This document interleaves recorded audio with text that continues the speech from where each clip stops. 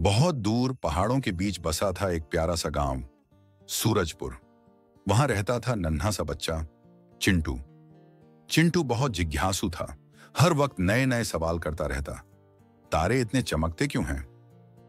नदियां गाती क्यों हैं? पेड़ क्यों हिलते हैं? एक दिन गांव में अजीब सी अफवाह फैल गई। गांव के पुराने जंगल में एक रहस्यमयी दरवाजा खुला है, जो केवल सच्चे दिल वाले बच्चों के लिए ही दिखाई देता है। लोग कहते थे, जो भी उस दरवाजे के पार गया, उसकी जिंदगी बदल गई। चिंटू का मन मचल उठा। वो जानना चाहता था, आखिर दरवाजे के पीछे क्या है। अगले दिन सुबह सुबह बिना किसी को बताए चिंटू अपनी छोटी सी झोली उठाकर जंगल की ओर निकल पड़ा। जंगल में हल्की धुंध छाई हुई थी।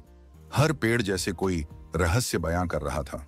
चिड़ियों की आवाजें भी अजीब सी लग रही थीं, लेकिन चिंटू के दिल में डर नहीं था, सिर्फ रोमांच था। चलते चलते उसे एक पुराना टूटा फूटा पेड़ मिला। पेड़ की जड़ें अजीब तरीके से फैली थीं, जैसे कोई नक्शा बना रही हो।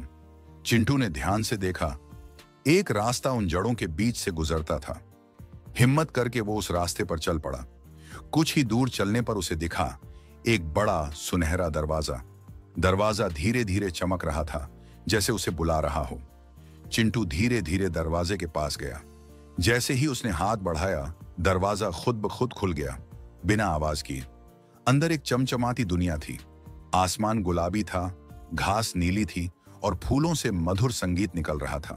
पर सबसे अजीब चीज थी, वहां कोई भी इंसान नहीं था, सिर्फ अजीब अजीब जीव थे। उड़ते घोड़े, बोलते फूल, हंसते हुए बादल। चिंटू विस्मित होकर सब कुछ देख रहा था। तभी एक नन्हा चमकता जीव, जो दिखने में थोड़ा सा परी जैसा था, उसके सामने आया। स्वागत है चिंटू। चिंटू चौंक गया। तुम्हें मेरा नाम कैसे पता? परी मुस्कुराई। जो बच्चे दिल से निर्दोष होते हैं, उनके नाम यहाँ की हवा में गूंजते हैं। परी ने बताया कि यह जगह सपनों का संसार है, लेकिन यहाँ टिकने की एक शर्त है। तुम्हें 3 चुनौतियां पार करनी होंगी। अगर तुम सफल हुए तो तुम्हें एक वरदान मिलेगा। चिंटू ने हिम्मत दिखाई और हामी भर दी। पहली चुनौती, एक विशाल भूल भुलैया थी। चिंटू को बिना डरे रास्ता ढूंढकर बाहर निकलना था। कई बार वो भटका, गिरा, पर हर बार उठता और आगे बढ़ता रहा। आखिरकार उसकी समझदारी और धैर्य ने उसे बाहर पहुंचा दिया। दूसरी चुनौती, चिंटू के सामने एक दुखी झील थी। पानी काला पड़ गया था। परी ने कहा, अगर तुम झील को हंसा सको तो जीत तुम्हारी होगी। चिंटू ने अपने झोले से एक छोटी सी बांसुरी निकाली, जो दादी माँ ने उसे दी थी। वह धीरे धीरे बांसुरी बजाने लगा। मधुर धुनें सुनकर झील में लहरें उठीं, पानी फिर से चमकने लगा और झील ने खुश होकर फूल बरसाए। तीसरी चुनौती, एक बूढ़े दानव को, जो थक चुका था, उसके घर पहुंचाना था।